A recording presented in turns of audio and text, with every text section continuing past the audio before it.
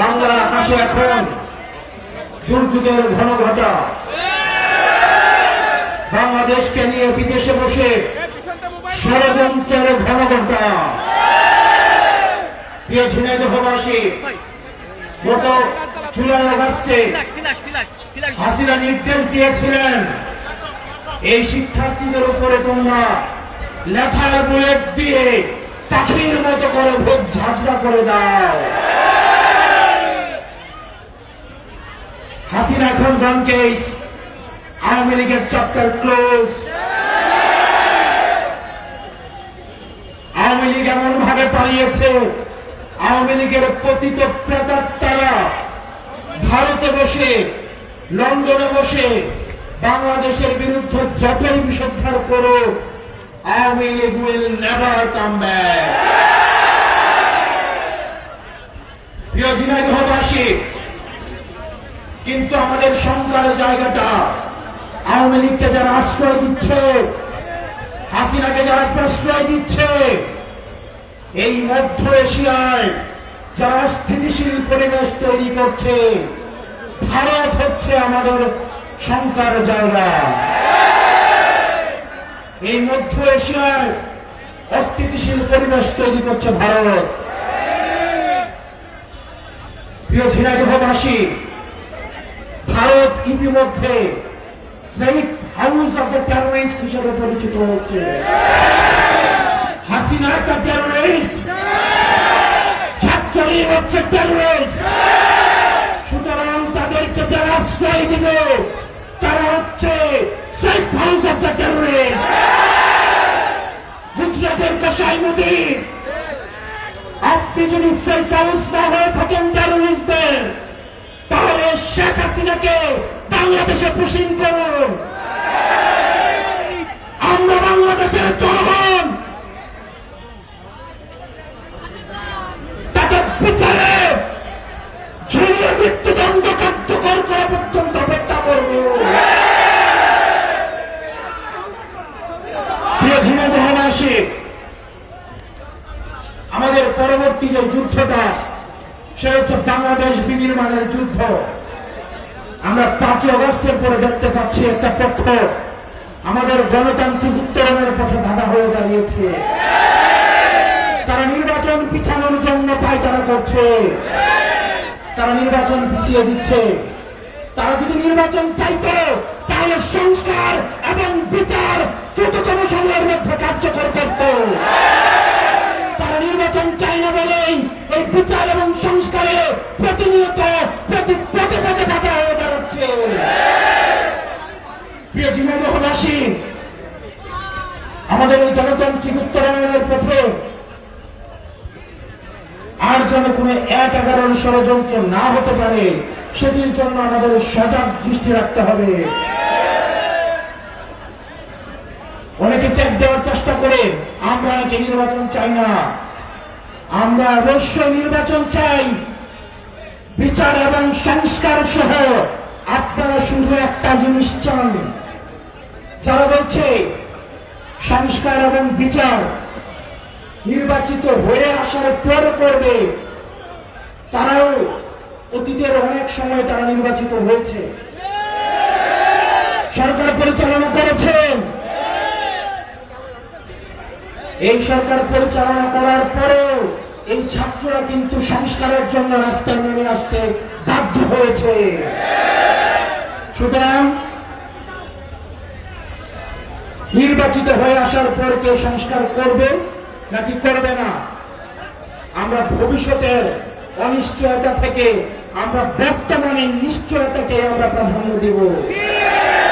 সুতরাং এই অন্তর্বর্তীকালীন সরকারকে বলবো, এই তরুণ প্রজন্মের প্রত্যাশা, এই তরুণ প্রজন্ম অধীর আগ্রহ বসে রয়েছে একটি শান্তিপূর্ণ, একটি অংশগ্রহণমূলক একটি নির্বাচনের জন্য, এবং সেটির পূর্বে তারা আরো বসে রয়েছে সংস্কার এবং হাসিনার বিচার দেখার জন্য।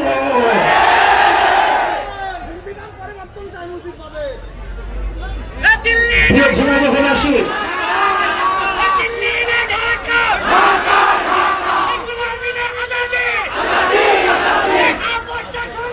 সংগ্রাম সংগ্রাম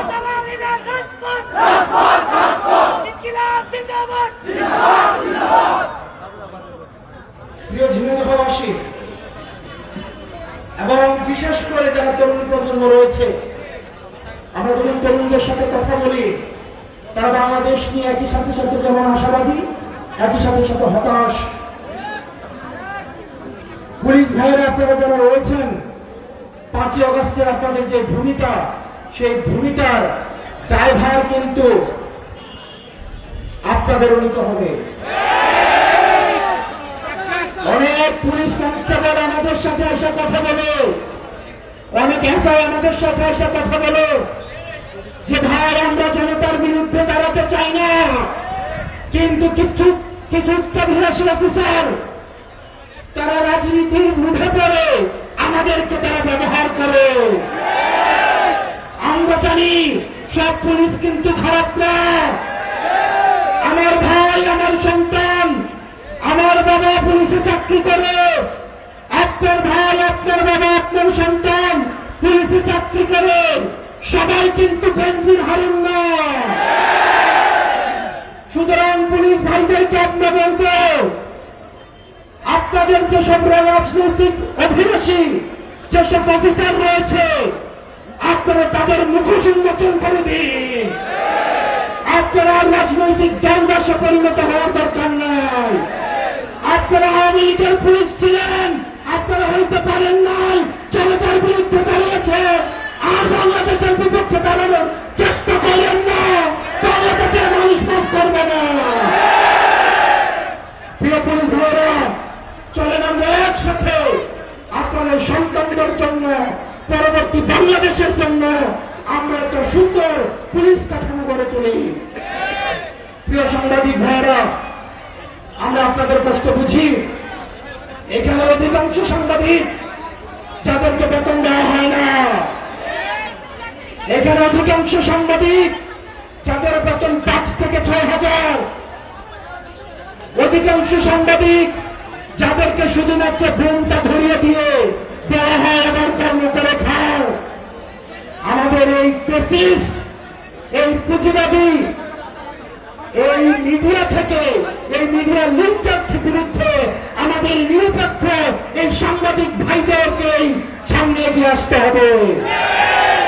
প্রিয় সাংবাদিক ভাইয়েরা, আপনারা আপনার অধিকারের পক্ষে কথা বলেন, আমরা আপনার অধিকারের পক্ষে কথা বলছি, আমরা আপনার মুক্তির কথা বলছি, আমরা আপনার ন্যায্যতার কথা বলছি, আমরা আপনার স্বাধীনতার কথা বলছি। প্রিয় সাংবাদিক ভাইয়েরা, আপনারা নিজেদেরকে আর ব্যবহার হইতে দিয়েন না। কোন সরকার যেন আর আপনাদেরকে নিয়ন্ত্রণ করতে না পারে, আপনার কর্মদাতা প্রতিষ্ঠান যেন আপনাকে আর নিয়ন্ত্রণ করতে না পারে। আপনারা এখন কর্মের জন্য, চাকরির জন্য যেভাবে চুপ হয়ে গিয়েছেন, আপনারা যেন স্বাধীনভাবে আপনারা মতামত প্রকাশ করতে পারেন, আপনাদের ন্যায্য বেতন যেন, ন্যায্য মজুরিটা যেন আপনারা পান, সেজন্য আপনাদেরকে কথা বলতে হবে। প্রিয় প্রশাসনীয় ভাইয়েরা, এই বাংলাদেশটা আপনাদের, এই বাংলাদেশ আপনার সন্তানদের। সব প্রশাসনের অফিসার খারাপ নয়, সব প্রশাসনের অফিসার মতিউর নয়। 12 লাখ টাকা দিয়ে ছাগল কেনার ক্ষমতা সব প্রশাসনের কর্মকর্তার নাই। আমাদের প্রশাসনে এমন মানুষ আছে মাস গেলে যাদের পকেটের টাকা দিয়ে বাজার হয় না। প্রশাসনের ভাইদের বলবো, যে সন্তানরা রাস্তায় এসে রক্ত দিয়েছে, আপনারা তাদের রক্তের মর্যাদাটা দেন। আমরা চলেন সবাই মিলে বাংলাদেশ পন্থী একটা প্রশাসন গঠন করি, যেটি শুধুমাত্র বাংলাদেশের পক্ষে কাজ করবে। প্রিয় ঝিনাইদহবাসী, আপনাদের সন্তান ফ্যাসিবাদী হাসিনার বিপক্ষে সব সময় লড়াই করে আসা আপনাদের সন্তান তারেক রেজা। আপনারা তারেক রেজাকে চিনেন? আমরা তারেক রেজাকে আপনাদের হাতে তুলে দিয়ে যাচ্ছি। আপনারা তারেক রেজার হাতকে শক্তিশালী করবেন। তারেক রেজার হাতকে শক্তিশালী করার মধ্য দিয়ে ঝিনাইদহের মাটিতে এনসিপির ভূমিকাকে আপনারা শক্তিশালী করবেন। প্রিয় তরুণ প্রজন্ম, আমরা আর দুর্নীতি চাই না, আমরা আর চাঁদাবাজি চাই না, আমরা লুটপাটের রাজত্ব চাই না, আমরা চাই আমাদের এই বাংলাদেশটা সুখী সমৃদ্ধ একটা বাংলাদেশ গড়ে উঠুক। সেজন্য আমাদের এই লড়াইয়ে আপনারা সবাই আমাদের হাত শক্তিশালী করবেন। ইনকিলাব ইনকিলাব।